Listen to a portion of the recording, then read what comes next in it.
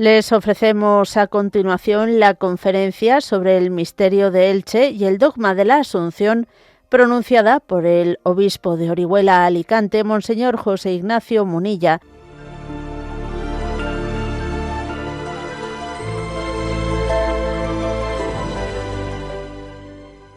Como estamos celebrando en Elche, especialmente en la Basílica de Santa María, un año jubilar mariano, que supongo que seréis todos conscientes de él, porque se cumplen 75 años de la proclamación del dogma de la Asunción de María a los cielos, que fue en el año 1950, ¿no?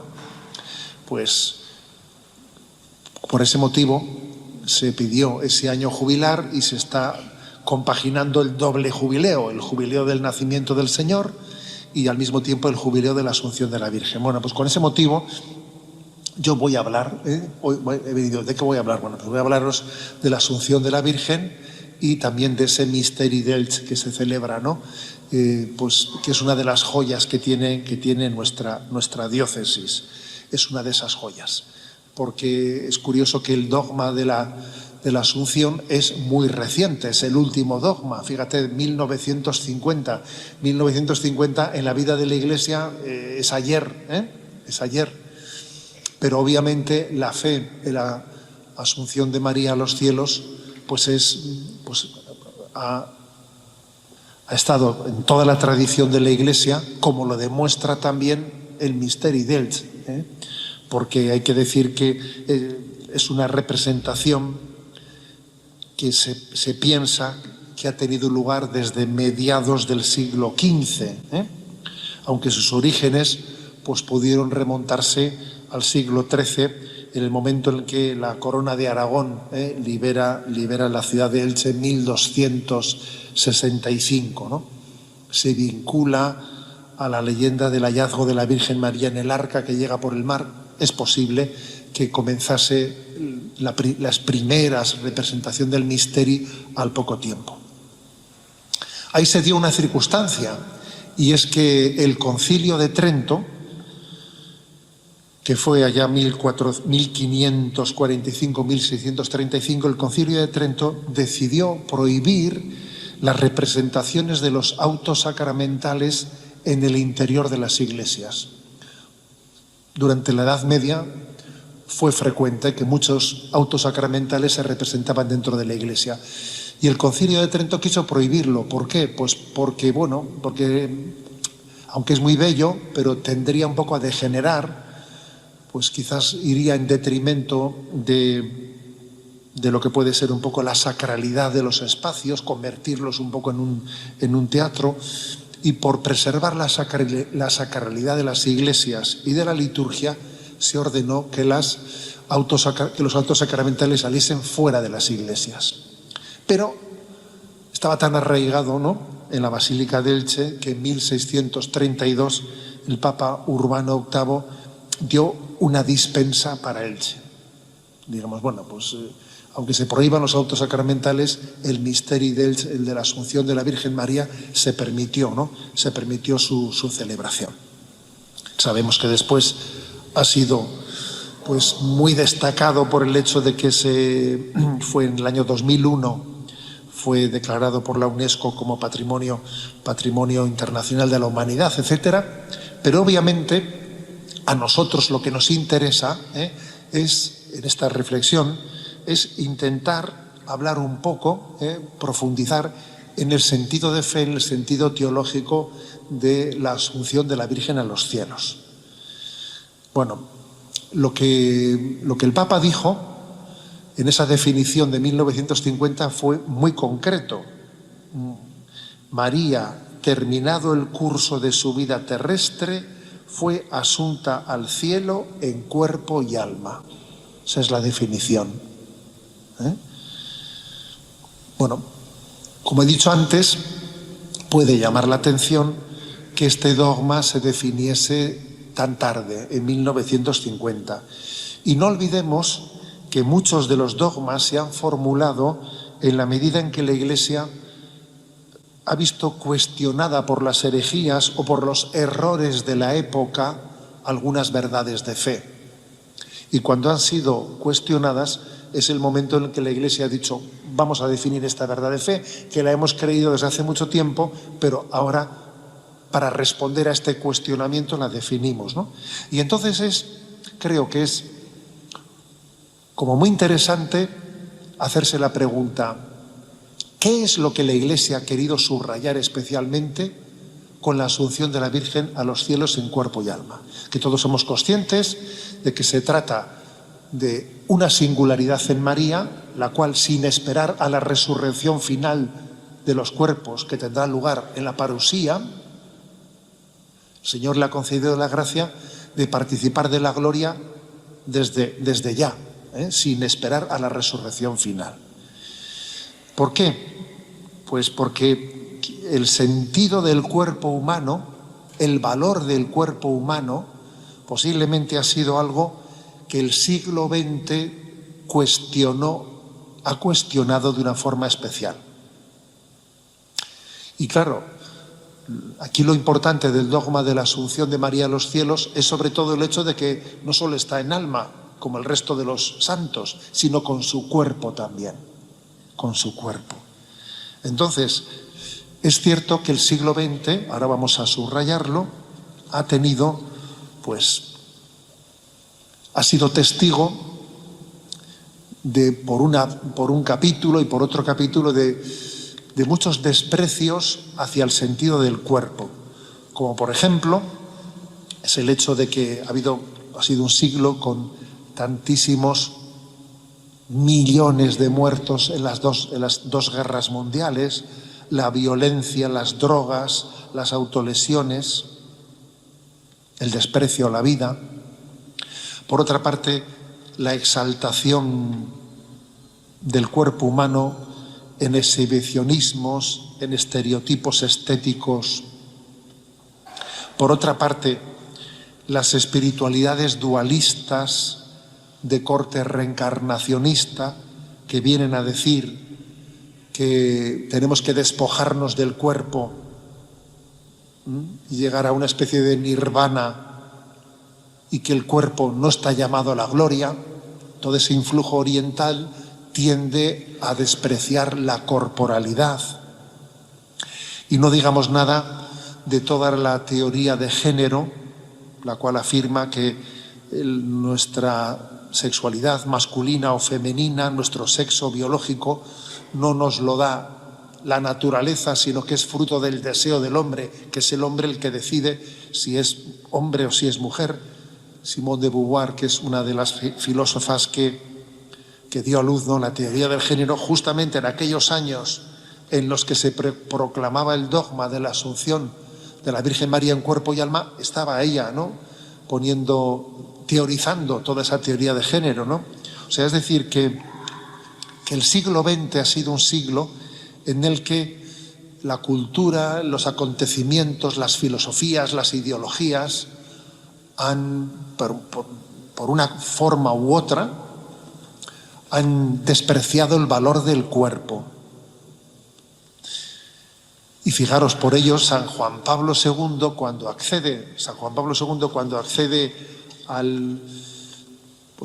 a su pontificado, ¿no?, lo primero que se le ocurrió es que él había ido al cónclave con unos apuntes, porque claro, se murió Juan Pablo I a los pocos días, y cuando llegó la novedad de que de nuevo eran convocados los cardenales a los pocos días porque había fallecido el Papa, Juan Pablo II dijo, madre mía, ¿no?, Karol Wojtyła, pues otra vez, ¿no?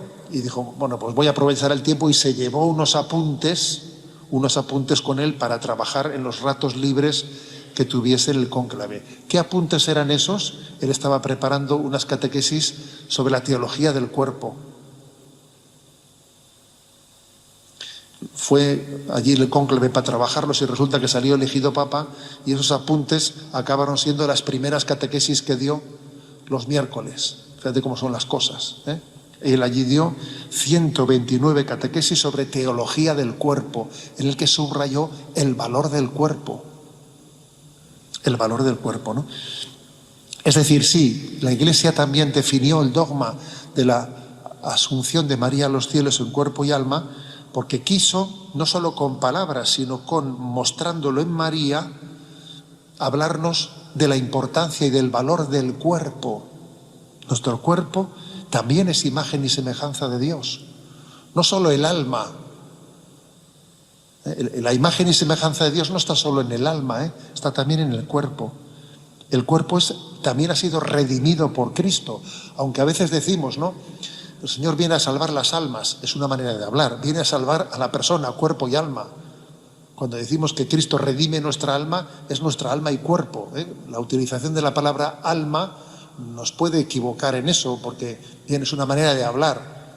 Decir Cristo redime nuestra alma es redime nuestra persona que es cuerpo y alma, ¿no? Entonces nuestro cuerpo está destinado a la gloria. Y esto lo tenemos que subrayar, no está destinado a la inmortalidad, está destinado a la divinización. Es una gran respuesta la que da este dogma a esta crisis de no saber qué hacer con nuestro cuerpo. Porque aunque nosotros no seamos dualistas, reencarnacionistas, aunque no seamos de la teoría de género, aunque no seamos de todas esas ideologías raras, vamos a reconocer que sí que muchas veces tenemos la sensación como que el cuerpo un poco nos estorba en ese querer unirnos con Dios, ¿o no es verdad? Que a veces decimos, madre mía, uno tiene la sensación de que arrastra un fardo pesado, y que su cuerpo, por su falta de salud, porque claro, ¿no? Pues porque tenemos nuestras debilidades corporales, nos parece que es una rémora en nuestra unión con Dios. Pues no es así, no es así. El Señor ha venido también a redimir nuestra corporalidad.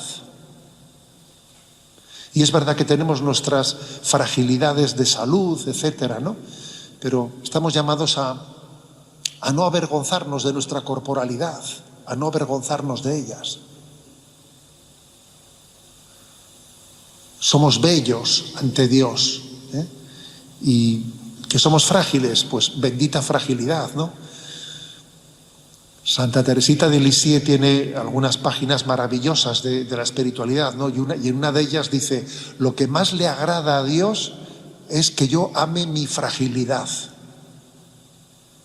Eso dice Teresita de Lisieux, lo que más le agrada a Dios es que yo ame mi fragilidad y la abrazo y no me avergüenzo de ella. Bueno, por eso, digamos, ¿no?, que tiene una importancia importante, tiene una gran importancia este dogma, porque está subrayando esa teología del cuerpo, esa conciencia de que Jesucristo se ha encarnado y ha llamado a la carne a la gloria. Bueno, sabemos que Pío XII no quiso entrar en la definición de si la Virgen María había muerto o no había muerto. Si la asunción de María a los cielos había sido habiendo muerto María o no habiendo muerto. Él excluyó ese tema, lo excluyó cuando dijo, María, terminado el curso de su vida terrestre, lo dice así, no dice habiendo muerto, no habiendo muerto, terminado el curso de su vida terrestre, fue asunta al cielo en cuerpo y alma. Pero sí es cierto que, por ejemplo, la representación del Misteri da por hecho de que sí murió, porque ahí se representa la muerte de María y se representa pues cómo es llevada en procesión el cuerpo de María para ser enterrado, y de hecho pues en Jerusalén se conserva la iglesia de la Dormición, que supongo que los que habéis estado allí os acordaréis que está abajo, allí en ese torrente, una iglesia que es profundísima, donde se supone que se hizo la procesión desde lo alto del monte Sión hasta allá abajo, donde se enterró. Pero sin embargo, fijaros, lo que el dogma sí preserva no es el hecho de que aunque no muriese, su cuerpo no experimentó la corrupción. ¿De acuerdo? Esto sí que está dentro del dogma, que su cuerpo no experimentó la corrupción. Es decir, que su muerte no fue como la de Lázaro, porque Lázaro en cuanto que murió, comenzó a corromperse y dice, ya lleva 3 días, ya huele el cuerpo, etcétera, ¿no? María no experimentó la corrupción. Con lo cual, eso no es contrario porque también se podría haber hecho el siguiente silogismo, ¿no? Si la muerte se introdujo como fruto del pecado original, si María no tuvo pecado original, entonces sería lógico que María no muriese, ¿no? Porque no tuvo pecado original. Dice, bueno, pues podría haber sido, pero es que Jesús tampoco tuvo pecado original y murió. Entonces, claro, pues obviamente también María, su muerte puede explicarse por la identificación con su Hijo Jesucristo. Bien, dando un paso más, ¿qué aspectos fundamentales podemos subrayar sobre la teología de la asunción de María a los cielos? En primer lugar, yo subrayaría que María fue asunta a los cielos. Esto lo dice algún padre de la Iglesia, San Juan Damasceno, por la inseparabilidad de Jesús y María. Jesús y María son inseparables. Permitidme que os cuente una anécdota. Siendo yo obispo de San Sebastián, estábamos de primeras comuniones, ¿no? Y entonces, cerca de la catedral, me viene una madre con una niña y me dice, mire, que tengo una niña que va a hacer la comunión y es que la niña está llena de preguntas y tiene preguntas que yo no sé contestárselas. Entonces le he visto por aquí y le he dicho, oye, aquí está el obispo, pregúntale esto al obispo. Entonces va la niña y me hace la siguiente pregunta. Me dice, ¿y por qué la Virgen María no se quedó en la Eucaristía como Jesús, que Jesús se quedó en la Eucaristía? ¿Por qué no se quedó también ella? Y yo, madre mía, vaya pregunta, vaya ocurrencia, ¿no? Yo dije, no se me hubiese ocurrido a mí en mi vida una pregunta como esa, ¿no? Y entonces, claro, pues podéis imaginar a qué recurrí yo para contestar una cosa así. Bueno, mira, yo qué sé, pues le di un requiebro como pude, y tira para adelante, ¿no? Pero luego, ciertamente, me quedé en mi interior dándole vueltas a la pregunta de la niña, ¿no? Y dije, no, si lo que esta niña ha planteado, en el fondo está subrayando que Jesús y María son inseparables. Jesús y María son inseparables, ¿no? Y es cierto, ¿no?, que una de las razones por las que María fue asunta a los cielos es porque Jesús y María son inseparables. Y si os fijáis, pues en la celebración del misterio de María está como muy pegado al misterio de Jesús. Cristo Rey, María Reina, Sagrado Corazón de Jesús, Inmaculado Corazón de María, Ascensión, Asunción. O sea, si os fijáis, el misterio de María está verdaderamente pegado al misterio de Jesús, ¿no? Es como subrayar que María es un eco de la vida de Jesús, ¿eh? Es la discípula de Jesús y entonces en ella los misterios de Cristo se van realizando, van aconteciendo en María lo que ha acontecido en Jesús. Es la perfecta discípula de Cristo. Entonces, lo de la inseparabilidad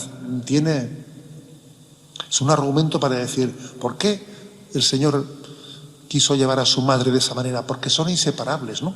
Aquella niña con la pregunta que hacía, pues es que no apuntaba mal, porque recibir a Jesús es también en Jesús recibir a María. En él Jesús nos da a su madre como don. Otro argumento para entender el porqué de la asunción de María a los cielos es el hecho de la conveniencia de que esto fuese así para que la Virgen María ejerciese plenamente la encomienda de ser medianera e intercesora.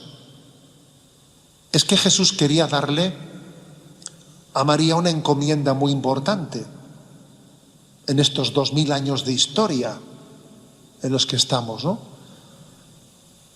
es que ella en el cielo, más allá de todos los santos, iba a tener una encomienda de ser medianera de todas las gracias, y por eso, para estar asociada plenamente a esa encomienda, convenía, ¿no?, que estuviese en cuerpo y alma asunta a los cielos. Es un argumento, digamos, de conveniencia soteriológica, ¿no? Un tercer argumento, el argumento de la esperanza, de que María es la que reaviva nuestra esperanza. Porque sí, cuando uno ve el misterio de la Asunción de la Virgen María a los cielos, y dice, sí, maravíllate, mira lo que ha hecho el Señor en María, ¿no? Cuando allí se hace la representación del misterio, pues las personas aclaman a María, ¿no? Aclaman ese momento de la glorificación. Pero la clave está no meramente en que seamos espectadores de lo que Dios ha hecho en ella, sino que también nos percatemos de que eso Dios lo quiere hacer en nosotros. Lo que ha acontecido en Cristo, el don de Cristo ha acontecido en María, y ese don que ha acontecido en María estamos llamados a recibirlo nosotros. Luego, no somos meros espectadores del don de Dios en María, estamos llamados también a abrirnos en la esperanza a recibirlo. Y fijaros bien, la mayor esperanza es esta. Yo suelo decir que el mayor signo de tener esperanza es este, el que uno tenga esperanza de que Dios va a coronar su obra en nosotros haciéndonos santos. Porque mira, es más fácil creer en que Dios creó el mundo de la nada que creer que Dios te va a hacer a ti santo, ¿sabes? O sea, porque en un momento determinado lo otro está más lejos. Pero nuestra esperanza llega también a la afirmación de que Dios va a coronar su obra de santificación y glorificación en nosotros. Cuarto argumento. Allí en el misterio, una de las cosas que más se visualiza es que cuando la Virgen sube, al mismo tiempo bajan el Padre, el Hijo y el Espíritu con la corona, y ahí le ponen la corona a la Virgen según está siendo asunta al cielo. En mitad de la altura se le pone la corona. Según sube ella, bajan con otro entramado la Santísima Trinidad y le ponen la corona. Bueno, es que es curioso que a los 4 años de la proclamación del dogma de la Asunción, que fue en 1950, luego en 1954, Pío XII introdujo en la liturgia la fiesta de María Reina. Quiere decir que está muy ligado esa coronación de María a la Asunción. Claro, es normal. Y además, que nadie piense que la Virgen subió a los cielos y luego fue coronada al cabo de X tiempo. No, el propio misterio lo deja claro. Según está siendo asunta, está siendo coronada. ¿Y qué significa la coronación de María? ¿Qué significa? Pues significa, como dice San Juan Damasceno, que ella es señora de la creación. Señora de la creación. Y nos recuerda que existen textos, ¿no?, de la Sagrada Escritura que se nos habla de que sois reino de sacerdotes y estamos llamados a reinar sobre la tierra, Es decir, María tiene ese señorío, ese reinado de ser dueño y no esclavo. Dueño y no esclavo, ¿no? Y esto tiene una actualidad grandísima. Porque creo que estamos en un momento histórico en el que nunca como hoy hemos reivindicado tanto la libertad y nunca hemos sido tan esclavos. Estamos llenos de adicciones, de esclavitudes, es un sufrimiento. Ahora mismo que está súper de moda en estos últimos días esa serie, supongo que habéis escuchado que hay una serie que está triunfando por ahí en el Netflix de cuatro capítulos que se llama Adolescencia. Es curioso, pero es una serie que en 3 semanas ha tenido 125 millones de espectadores. 125 millones de personas la han visto en 3 semanas. Madre mía. A ver, la serie esa de adolescencia que han hecho en Inglaterra, ¿cuál es la tesis? La tesis de lo que acontece. Un adolescente de 13 años que mata a una compañera de clase, ¿no? ¿Qué ocurre? Pues que de repente en el mundo de las redes sociales se descubre que hay un submundo en el que esos adolescentes están pillados completamente, en el que, pues, fruto del influjo de la pornografía y de toda la distorsión de la sexualidad que uno puede recibir ahí, está lleno de esclavitudes, está lleno de distorsiones, ¿no? Es curioso. Este es el tema que ahora mismo está en esa serie, que es la que está dejando perplejo a todo el mundo, ¿no? El primer ministro británico, que ha visto la serie, ha pedido a Netflix el poder proyectarla en todos los colegios de Inglaterra. Netflix se lo ha concedido. Ahora, yo voy a decir una cosa, no basta con proyectar eso, porque en el fondo allí lo que se limita es a describir lo que hay. Pero ahí falta en esa serie que alguien haga una crítica, ¿sabes? No que te limites a ver cuál es el problema, sino que quién le pone el cascabel al gato. ¿Cómo logramos tener un señorío? Ser dueños de nuestra voluntad y no esclavos, ¿no? No esclavos de la carnalidad. Claro, este es el gran problema, ¿no? Por eso, subrayar la realeza de María es una llamada a descubrir que todos estamos llamados a vivir en la libertad de los hijos de Dios y rompiendo las esclavitudes, ¿no?, que en este mundo nos atrapan. Bueno, yo creo que estas son, digamos, las cosas que se subrayan especialmente, ¿no?, en la teología de la Asunción de María a los cielos. Son estas, ¿no? Si entramos un poco ahora en la representación de cómo se hace el misterio, pues creo que es especialmente entrañable ver que, como todo buen auto sacramental, se consigue que los asistentes no sean meros espectadores, sino que se vean introducidos en las escenas. De hecho, los actores salen a la escena de entre el público. Se intenta borrar la frontera entre los espectadores y los actores, entre el cielo y la tierra, y nos queremos hacer como coetáneos de ese momento. Y de hecho, algo muy bello en esa representación, algo muy bello, es que al final se reparte un trocito de palma, ¿no? Porque los ángeles han venido del cielo para decirle a la Virgen María que ha llegado su momento de ir al cielo, ¿no? Y entonces le entregan una palma. Y ese trocito de palma que los asistentes al misterio se lleva cada uno a su casa es un recordatorio de nuestra vocación al cielo, de nuestra vocación. Pero también creo que, por lo tanto, un regalo, ¿no?, de la Asunción es decir, nuestra vocación es el cielo. Nuestra vocación es el cielo.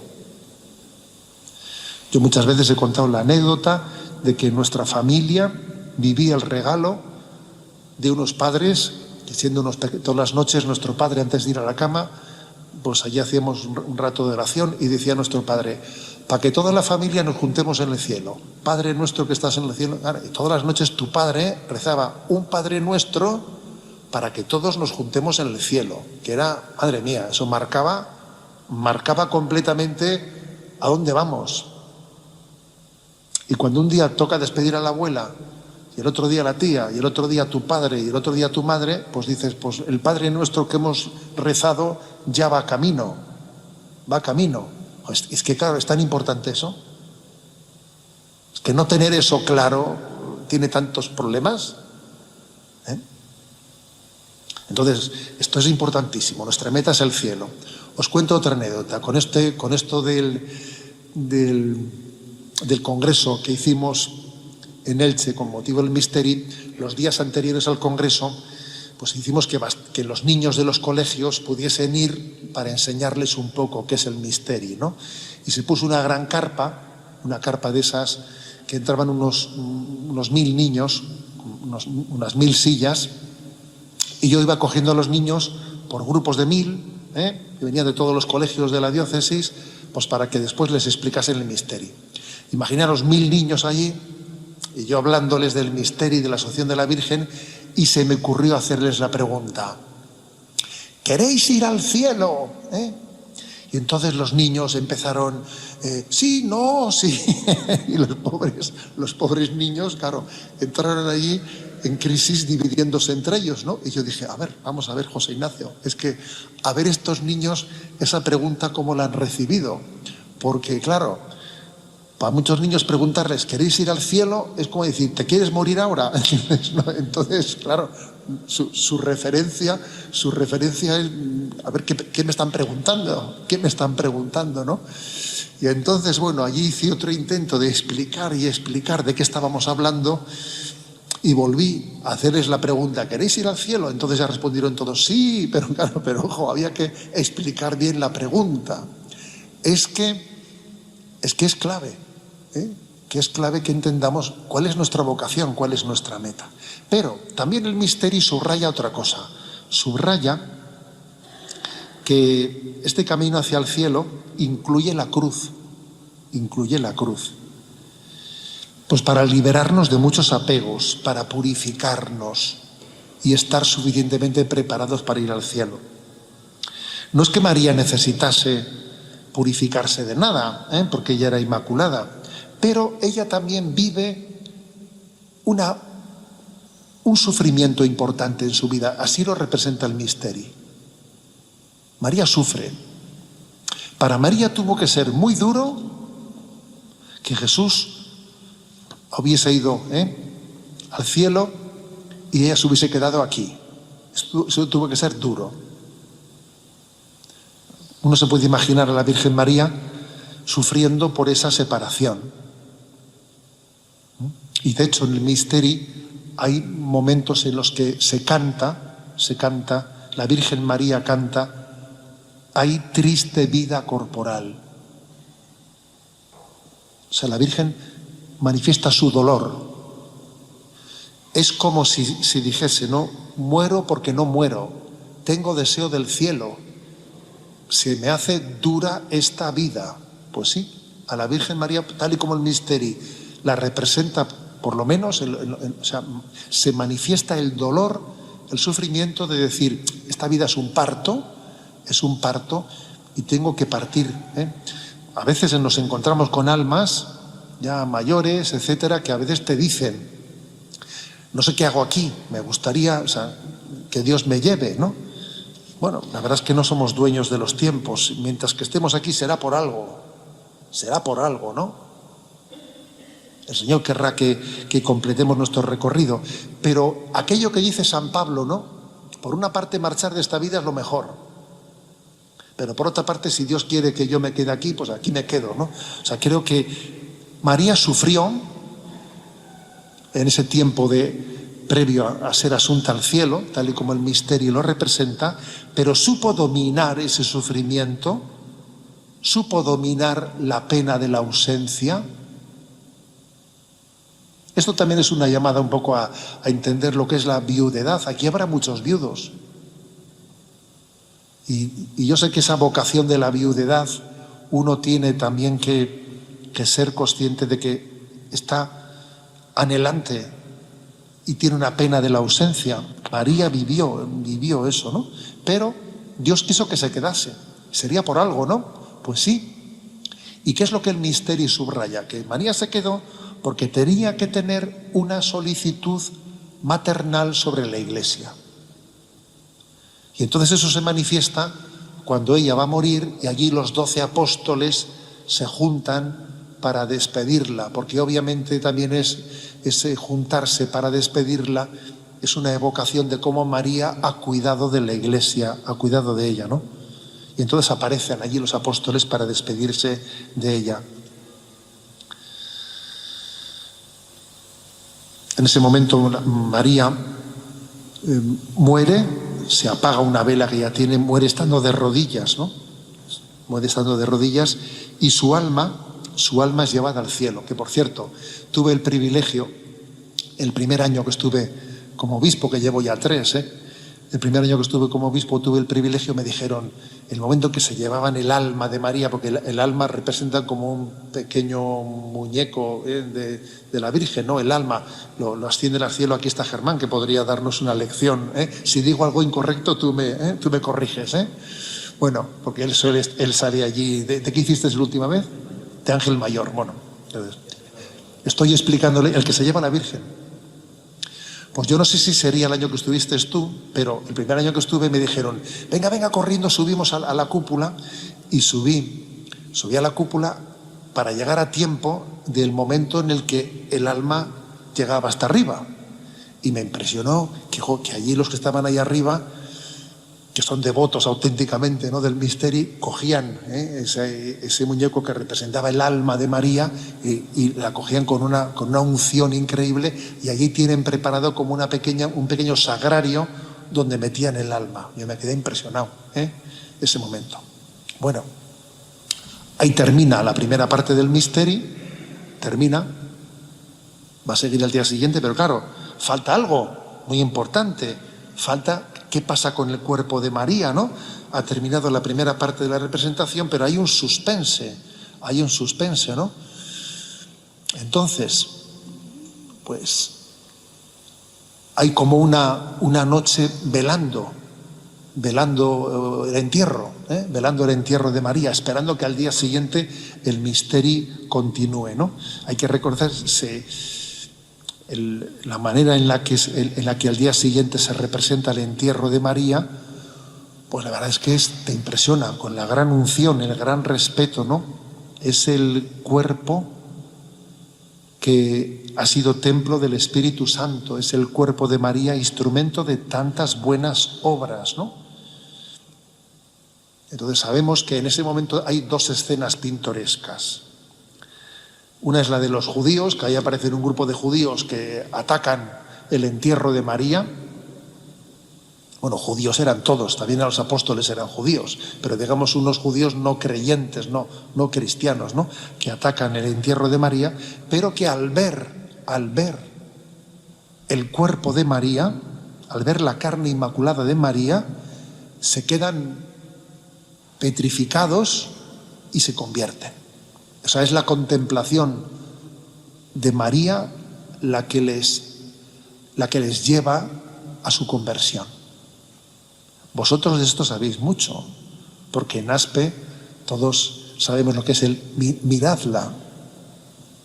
A ver, en Aspe se entiende esto, se entiende lo que es el miradla, y que cuánta gente ha habido que en ese miradla ha sido una mirada de fe, que viendo a María, ¿cuánta gente se ha convertido?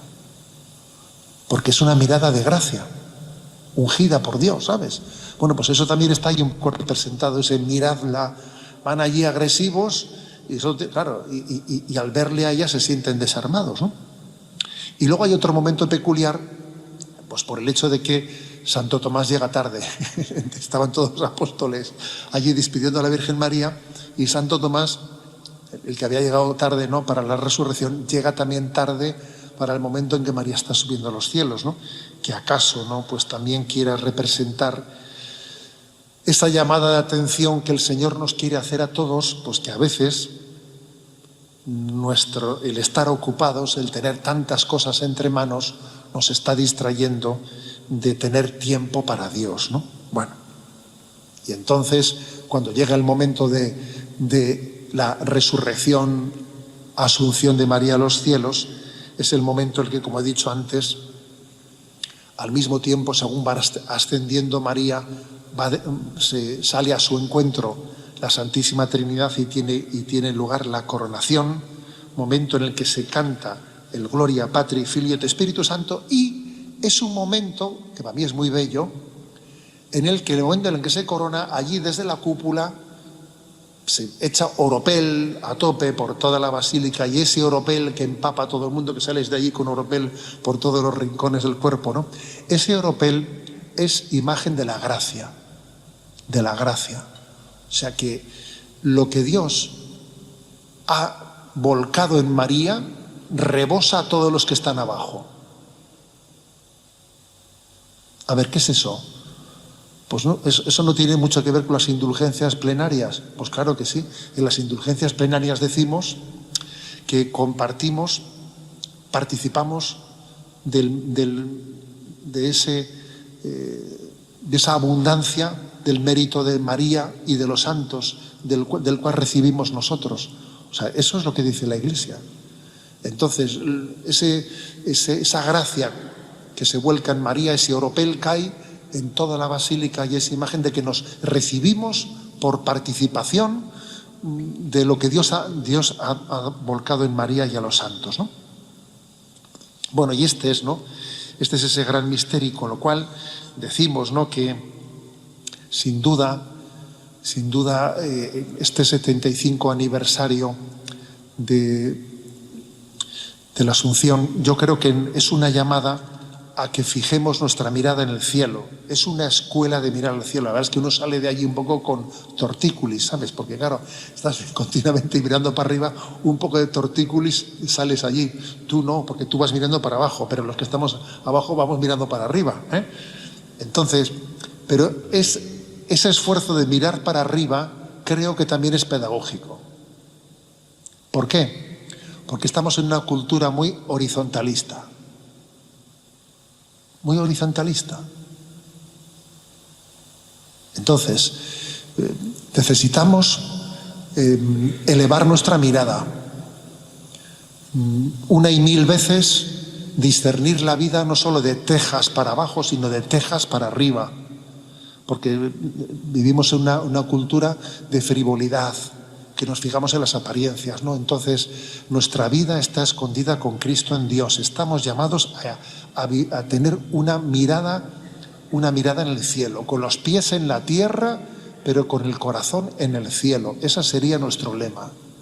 Yo quiero vivir con los pies en este mundo, no huir de la realidad, no evadirme de ella, florecer donde Dios me ha plantado, tener una espiritualidad encarnada, pero eso sí, con el corazón y con la esperanza puesta en el cielo, ¿no? Que Dios nos dé esa gracia de integrar esa espiritualidad.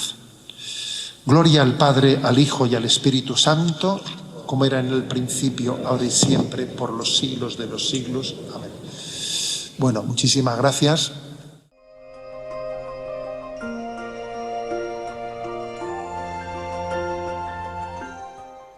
Les hemos ofrecido la conferencia El misterio de Elche y el dogma de la Asunción, pronunciada por el obispo de Orihuela, Alicante, Monseñor José Ignacio Munilla.